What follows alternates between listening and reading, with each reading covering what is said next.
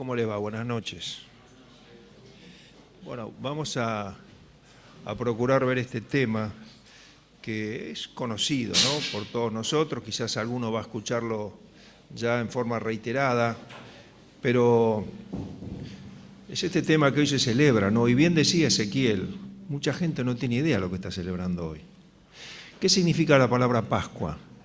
La palabra Pascua significa pasar por alto, pasar por alto. Que eso fue lo que hoy se nos leía, ¿no? Cuando dice que el ángel heridor pasaba por alto aquellas casas que tenían pintadas con la sangre del Cordero. Y Cristo difirió su ira de nosotros, pasó por alto. ¿Por qué? Porque la ira de Dios cayó sobre Cristo. Por eso dice el apóstol Pablo a los Corintios, Cristo es nuestra Pascua. Nuestra Pascua es Cristo, ya no es el Corderito, sino nuestra Pascua es el Señor, que cargó sobre su cuerpo bendito y precioso la ira del Padre por nosotros. Así que, hermanos, alguien dijo que al considerar estas cosas que vamos a considerar hoy, es como entrar en el lugar santísimo. Si no hubiera habido cruz, de ningún sentido hubiera tenido un pesebre, ni tampoco una tumba vacía. La cruz es el eje de nuestra salvación y la cruz es el eje de nuestra vida. Por eso el apóstol Pablo decía, ninguna otra cosa me gloriaré, sino en la cruz de nuestro Señor Jesucristo, en donde el mundo me es crucificado a mí y yo al mundo. La cruz es la base de nuestra vida espiritual. Ahí es en donde encontramos el perdón de Dios. Ahí es en donde encontramos por primera vez la fortaleza de Dios. Pero ahí también es donde se revelan nuestras miserias más profundas, aún siendo hijos de Dios. Porque vemos el amor de Dios para con nosotros y nos sentimos pobres. Vemos el reclamo de Dios para con nosotros en imitar a su Hijo y nos sentimos necesitados. Por eso el centro de nuestra vida es esa cruz que se levantó hace ya más de 2000 años en el Monte Calvario. Y quería que juntos mirásemos allí el relato de San Juan, capítulo 19.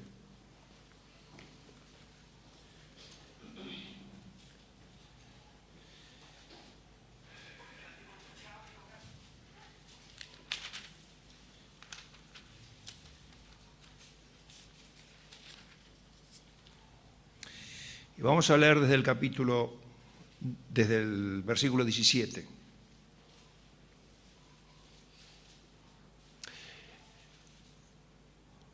Dice la palabra del Señor. Y él, cargando su cruz, salió al lugar llamado de la Calavera, y en hebreo Gólgota. Y allí le crucificaron, y con él a otros dos, uno a cada lado, y Jesús en medio. Escribió también Pilato un título que puso sobre la cruz, el cual decía, Jesús Nazareno, Rey de los Judíos. Y muchos de los judíos leyeron este título porque el lugar donde Jesús fue crucificado estaba cerca de la ciudad. Y el título estaba escrito en hebreo, en griego y en latín. Dijeron a Pilato los principales sacerdotes de los judíos, no escribas Rey de los Judíos, sino que él dijo soy Rey de los Judíos. Respondió Pilato, lo que he escrito, he escrito. Cuando los soldados hubieron crucificado a Jesús, tomaron sus vestidos e hicieron 4 partes, uno para cada soldado. Tomaron también su túnica, la cual era sin costura, de un solo tejido, de arriba abajo. Y entonces dijeron entre sí, no la partamos, sino echemos suerte sobre ella a ver de quién será. Esto fue para que se cumpliese la escritura que dice, repartieron entre sí mis vestidos y sobre mi ropa echaron suertes. Salmo 22, versículo 18. Así lo hicieron los soldados. Estaban junto a la cruz de Jesús su madre y la hermana de su madre, María, mujer de Cleofas, y María Magdalena. Cuando vio Jesús a su madre y al discípulo a quien él amaba, que estaba presente, dijo a su madre, mujer, he ahí tu hijo. Después dijo al discípulo, he ahí tu madre. Y desde aquella hora el discípulo la recibió en su casa. Después de esto, sabiendo Jesús que ya todo estaba consumado, dijo, para que la escritura se cumpliese, tengo sed.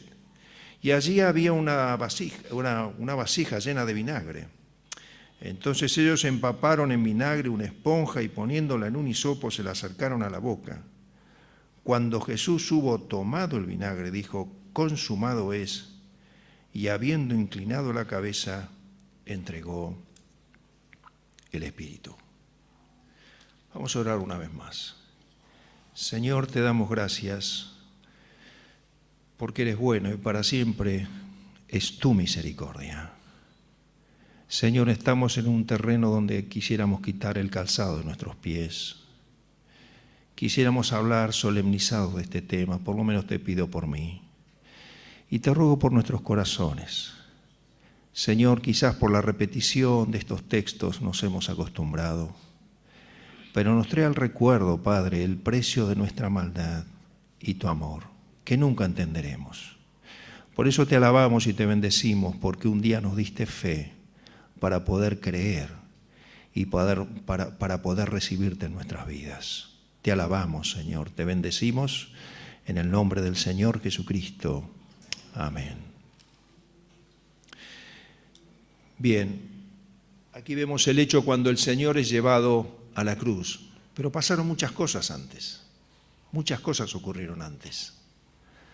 Antes estuvo el arresto, el Señor es llevado, fue por sus propios medios al huerto de Getsemaní, con sus 3 discípulos, aquellos que era su círculo íntimo, porque sabía las horas que le esperaban.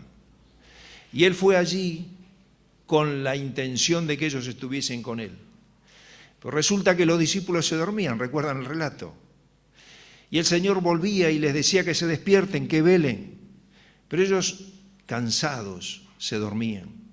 Y el Señor en un momento dado, la tercera vez que regresa, de haber estado postrado en tierra, de haberle pedido al Padre, si es posible, pase de mí esta copa, pero no sea como yo quiero, sino como tú.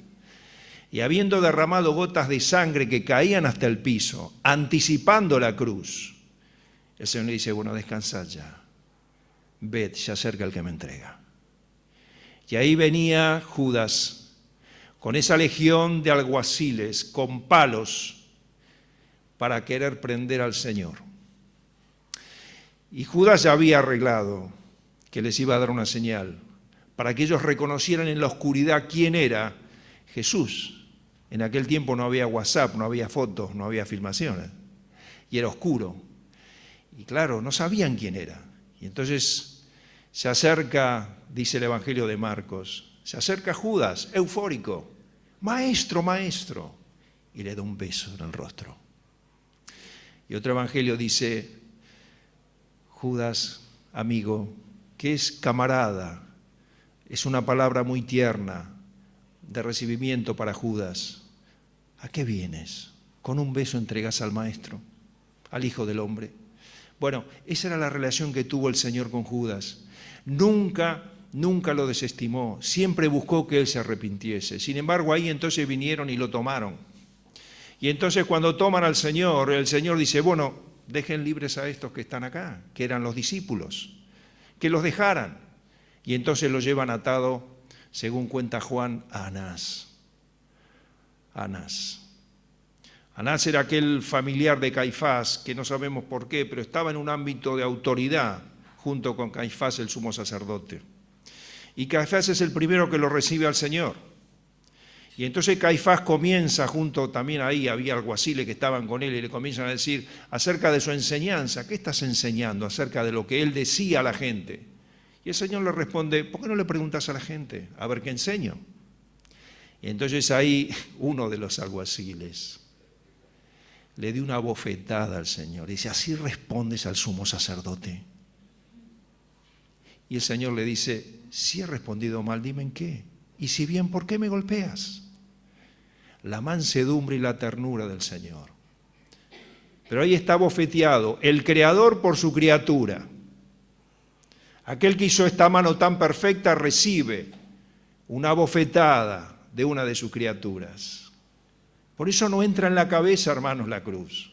La cruz es una locura, pero es el amor de Dios. Es Dios mismo, el Creador, que se ofrece por su criatura, sabiendo que le íbamos a negar, sabiendo que le iban a maltratar. Sin embargo, está ahí, interpelando a estas personas. ¿Por qué me golpeas si respondí bien? Y entonces Anás lo envía atado a Caifás. En el medio había un patio. En ese patio se estaban calentando los soldados. Y estaba Pedro también ahí calentándose. Y yo imagino a Pedro viendo al Señor atado, ya con su rostro amoratado por los golpes que le habían dado. Y una mujer le pregunta, vos también estabas con él. Vos sos uno de ellos. Él dijo, no lo conozco. Y dice Marcos, aún con maldición negó conocer al Señor. ¿Cómo es el entusiasmo en nuestra vida, no es cierto? Hacía poquito él había dicho, Señor, aunque todos te nieguen, yo no te voy a negar. Contigo estoy dispuesto a ir a la muerte. Así somos, hermanos. La cruz nos enfrenta con lo peor de nosotros. El conflicto nos enfrenta con lo peor. Por eso es bueno venir a la cruz. Nos humilla, nos pone en el lugar correcto. Y ahí está Pedro negando y maldiciendo. Pero dice que el Señor lo miró. Y yo me imagino esa mirada del Señor con su rostro desfigurado, golpeado. Y Pedro no pudo soportar. Y salió y lloró amargamente. El Señor es atado y llevado a Caifás, el sumo sacerdote. Y entonces el sumo sacerdote otra vez, quieren acusarlo. Es un juicio inicuo, es el juicio de la religión judía. Y está ahí el Señor parado frente a Caifás. Y entonces buscaban testigos para acusarlo. Y los testigos se contradecían. Si el Señor no era pecador, no había sido hallado ninguna falta en él. Pero dice, encontraron a dos que dijeron, este dijo algún día allá que destruiría el templo y en 3 días lo reedificaría. Ellos, claro, pensaron que era el templo judío, pero el Señor hablaba de su cuerpo. Estaba hablando de lo que le iba a pasar. Y entonces Caifás no soporta más y le dice, te conjuro por Dios que nos digas si eres el Mesías. Y bueno, ahí el Señor no tuvo escapatoria y lo tuvo que decir. Porque era por juramento. El Señor no podía mentir. El Señor tuvo que decir que era el Mesías. Pero algo más dijo el Señor. Y veréis al Hijo del Hombre andando en las nubes del cielo.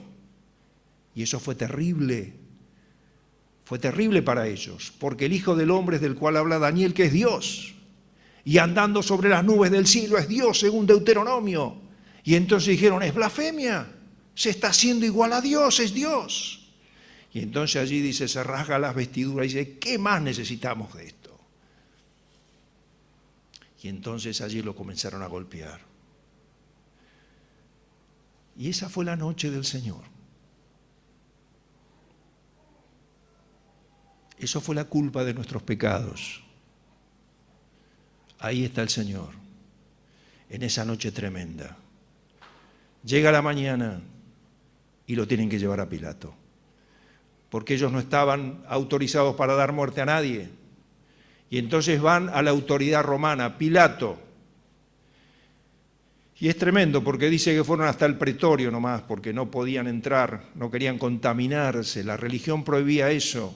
Los judíos no podían entrar en lugar de los gentiles, estaban preparándose para la Pascua. La religión era una cáscara vacía en ellos. A veces nos pasa así a nosotros, ¿no? Que no nos pase nunca, que no sea una cáscara vacía. Ellos estaban pensando agradando a Dios, sin contaminarse, y estaban condenando al Hijo de Dios. Tremendo. Y entonces se acercan a Pilato y Pilato lo recibe al Señor y desde el primer momento se quiere desembarazar de él. Porque le empieza a preguntar, algunos dicen que vos sos rey. Y el Señor termina diciéndole algo tan lindo, algo tan tierno. Le dice a Pilato, aquel hombre que era un romano que no tenía ni idea de nada. Y dice, ¿decís esto por vos mismo o te lo han dicho otros de mí?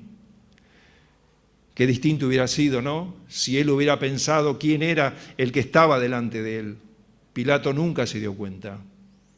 Percibía, sí, porque la esposa le había dicho, mucho padecí por este hombre en sueños, deshacete de él. Y entonces estaba turbado. Y en esa turbación, Pilato lo que hace, se entera que Herodes está en Jerusalén. Herodes sí tenía conocimiento de las cosas del judaísmo. Y entonces lo mandó a Herodes. es la oportunidad para sacármelo de encima. Y Herodes, que había escuchado a Juan el Bautista, que había condenado a Juan el Bautista a la muerte, estaba contento, porque había escuchado de los milagros del Señor. ¿Cuántas personas quieren ver en las señales y los milagros a Dios? Y a Dios se lo encuentra por la fe. Y el Señor, ¿saben qué hizo ante Herodes? No hizo nada. Él esperaba que Él se manifestara, sin embargo no hizo nada.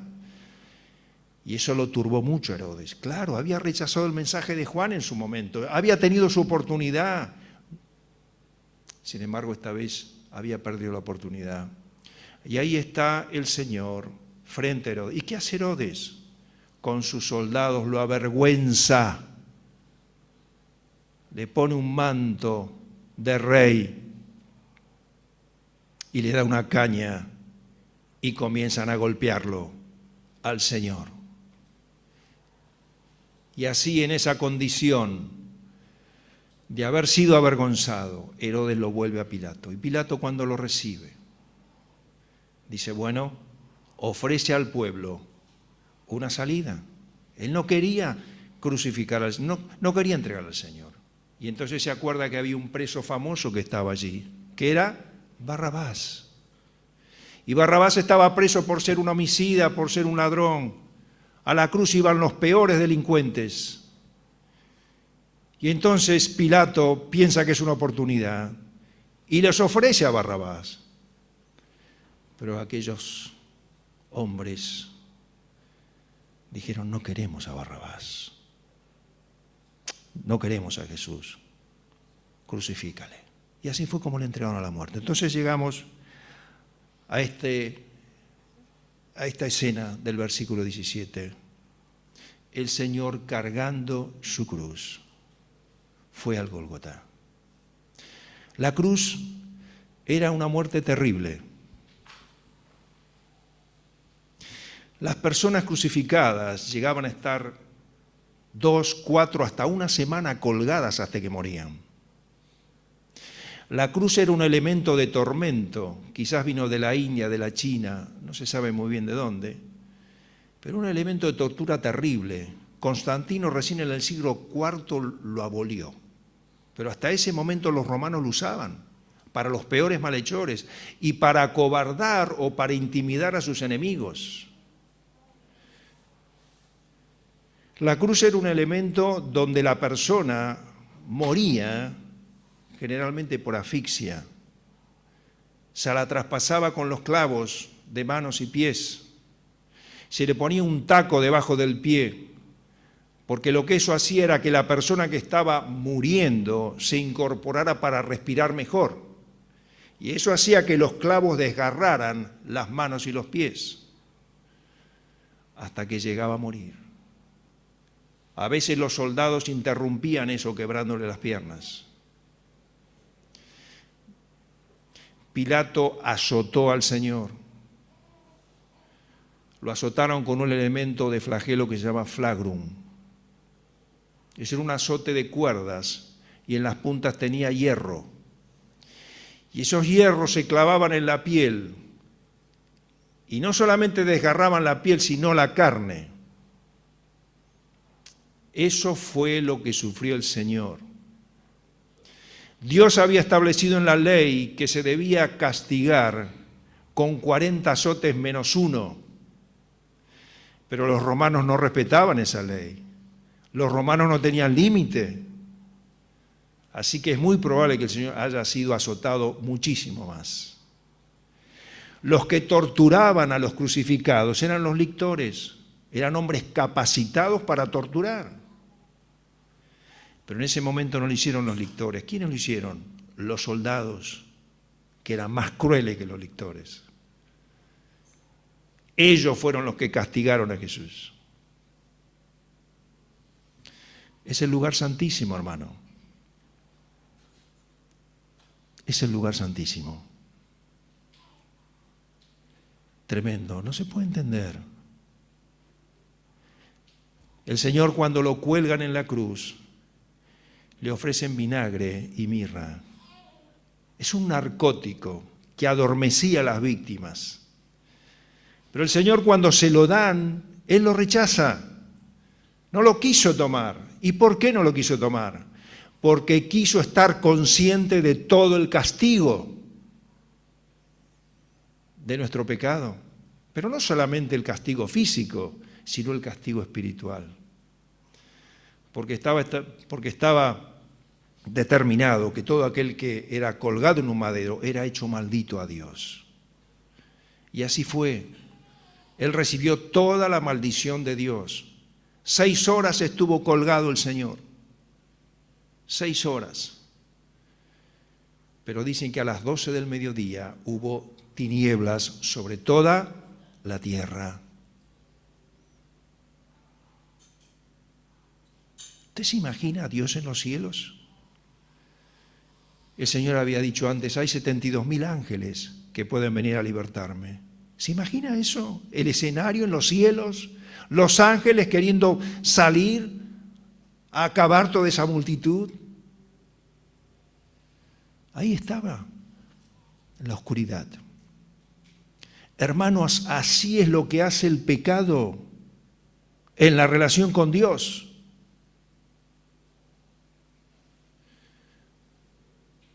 Esto es lo que hace el pecado. Por eso cuando Él clama en la cruz, Salmo 22, Dios mío, ¿por qué me has desamparado? ¿Cómo sigue el Salmo? Porque tú eres santo. No tenemos idea de la santidad de Dios. Yo no tengo idea. Ahí está el Hijo abandonado por Dios. Aquel que hizo la voluntad del Padre. Aquel que contentó el corazón del Padre. Yo estoy muy lejos de eso. Quizá usted no. Pero ahí está abandonado por Dios.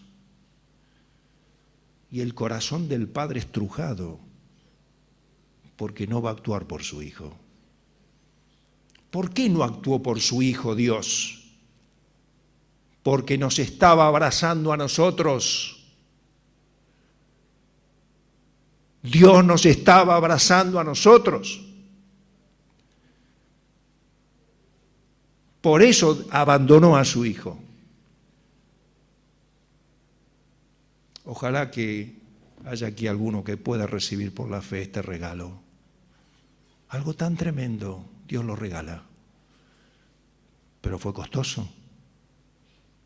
Fue costoso.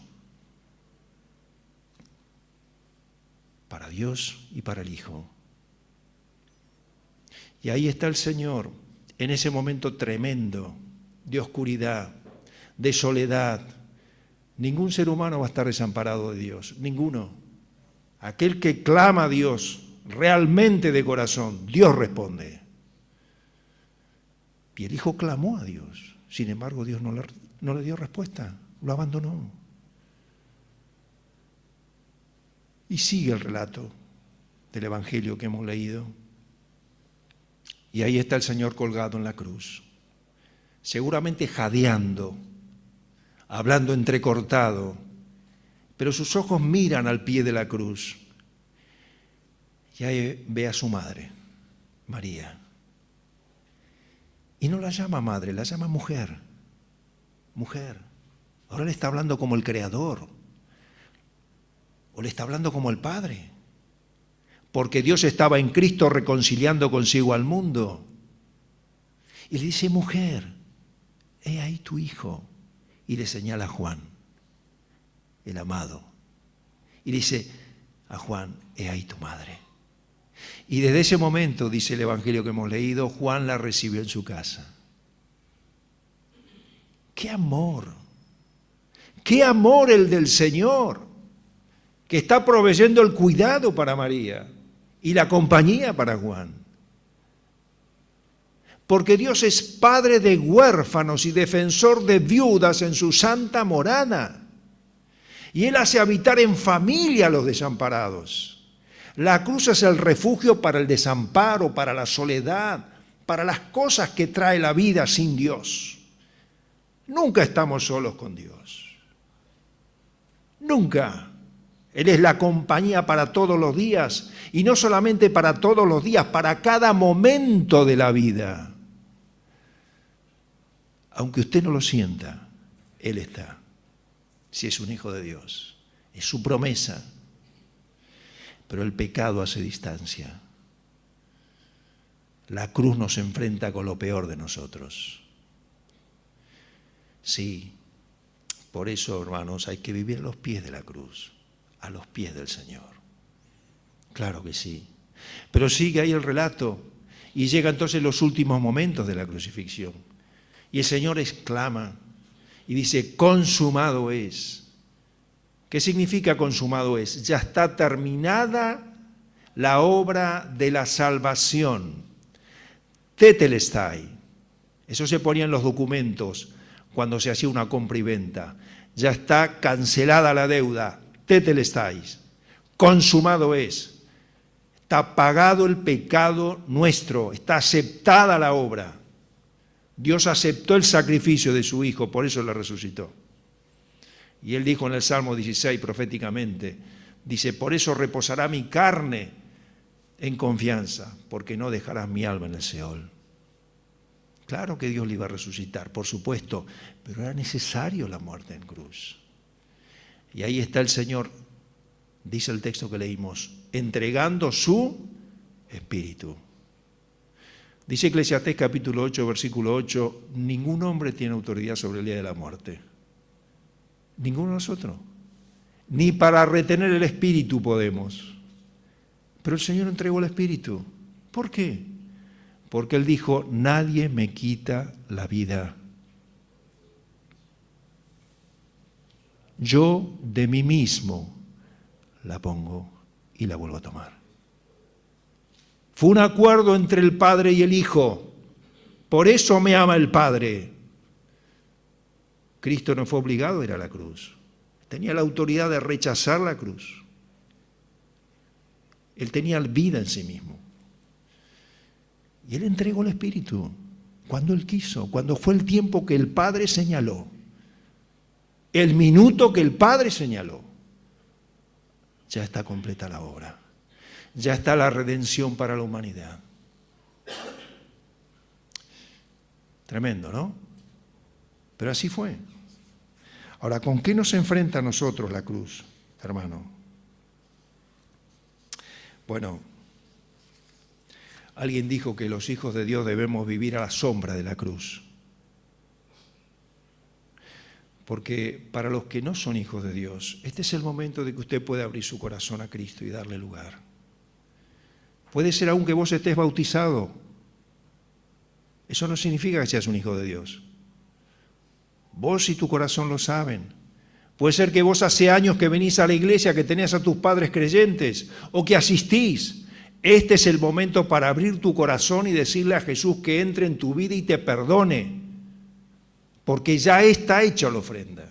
Es tuya la decisión. Yo te invito a que lo hagas esta noche. Que digas, Señor, entra en mi vida. Me espera la condenación eterna sin Cristo. Dios entregó a su Hijo para que nosotros podamos ser hijos de Él y podamos tener perdón. ¿Pero en qué nos confronta la cruz, hermano? A los hijos de Dios. Dice Juan capítulo 1, versículo 4 al 11. Amados, si Dios nos ha amado así, debemos también nosotros amarnos los unos a los otros. Nadie ha visto jamás a Dios. Si nos amamos unos a otros, Dios permanece en nosotros y su amor se ha perfeccionado en vosotros. La cruz nos confronta en amarnos. No tenemos excusa. No podemos estar enojados con los hermanos. No podemos estar separados, no debiéramos estar separados con los hermanos. Porque si no, la cruz no es real en mi vida. Va a ser un recuerdo histórico. Y dice, en la medida que nos amemos, la gente lo va a ver. Y va a ver la cruz reflejada en nuestra vida. Nos confronta con el amor entre nosotros. De la misma manera que Dios nos amó, tenemos que amar al hermano. Pero Señor, ¿sabes cómo me cuesta? Tiene un carácter. Siempre hace lo mismo. Es altivo, es orgulloso. Hermano querido, ¿cómo nos amó el Señor? Hoy estamos a los pies de la cruz y nos confronta hacia realidad. Dios dice, tenés que amar al otro de la misma manera que yo te amé. Y uno dice, Señor, ¿cómo hago? Toma tu cruz, crucifica tu ego, pasa por alto la ofensa, cerrá la boca así como la cerró el Señor, para que sigáis sus pisadas, el cual cuando le blasfemaba no respondía con maldición, y cuando padecía no amenazaba. Qué tremendo que es cuando los hermanos amenazan en el padecimiento, o cuando herimos con la boca. Bueno, hermanos, el ejemplo es el Señor, para que sigáis sus pisadas. La cruz nos confronta con lo peor de nosotros, con lo peor, y es bueno que nos confronte con lo peor. ¿Y qué más dice? Colosenses 3, 12 al 13. Dice, vestíos pues como escogidos de Dios, santos y amados, de entrañable misericordia, de benignidad, de humildad, de mansedumbre, de paciencia, soportándoos unos a otros. ¿Y qué más? Perdonándoos unos a otros, si alguno tuviere queja contra el otro. De la manera que Cristo, ¿de qué manera tenemos que perdonar? Que Cristo nos perdonó.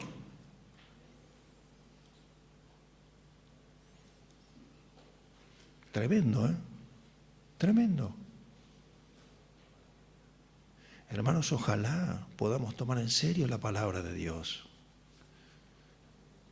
Y la cruz va a ser algo vivido en nuestra vida. Ojalá seamos perdonadores, como fue el Señor. Ojalá amemos como amó el Señor. El Espíritu Santo está en nosotros y Dios quiere que eso se haga realidad. Y si hay aquí alguna persona que todavía no tiene a Cristo en su corazón, queremos decirle con la autoridad que nos da la palabra de Dios, este no es un mensaje inventado por la iglesia evangélica, esto está en la Biblia, nosotros simplemente transmitimos lo que dice la Biblia. La Biblia dice que Dios estaba en Cristo, reconciliando consigo al mundo. Y si vos no sos un hijo de Dios, si usted no es una hija de Dios, usted no está reconciliada con Dios. Y le espera la condenación eterna. Seas hijo de creyente, tengas tu familia creyente, vengas a la iglesia, no importa. Si vos no tenés a Cristo en tu vida, te espera la condenación eterna. Hay que recibir a Cristo por la fe. Hay que decirle al Señor, perdona mis pecados, sé que soy un pecador, si esta noche me muero no sé dónde voy a ir. Bueno, entrega tu vida al Señor, recibilo en tu corazón. Él murió en la cruz, dijo, consumado es, ya está la obra hecha. Y si vos lo recibís por la fe, Dios te perdona, porque la ira de Dios cayó sobre el Señor. Y si somos hijos de Dios, hermanos, tomemos en serio estas cosas. Tomemos en serio estas cosas. Que realmente el Señor nos ayude para amarnos como Él nos amó. Y que realmente nos perdonemos de la manera que Él nos perdonó. Nos ponemos de pie y terminamos con una oración.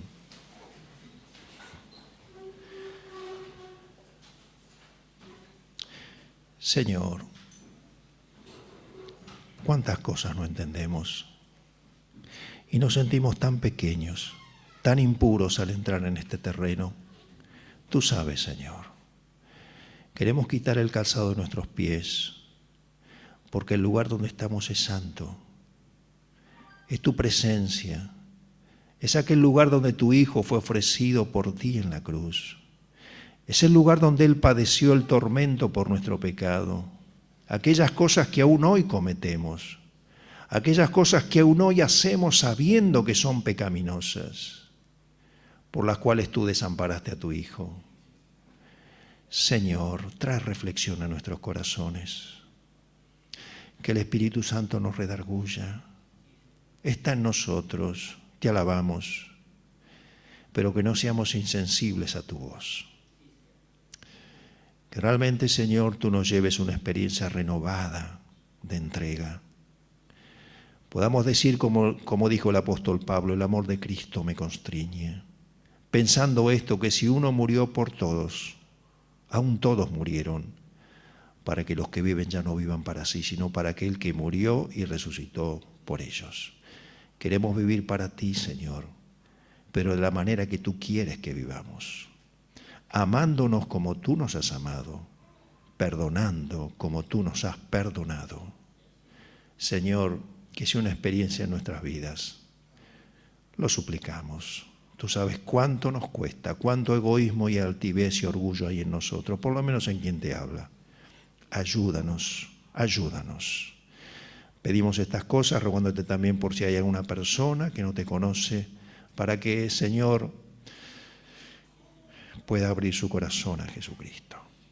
En el nombre del Señor Jesucristo. Amén.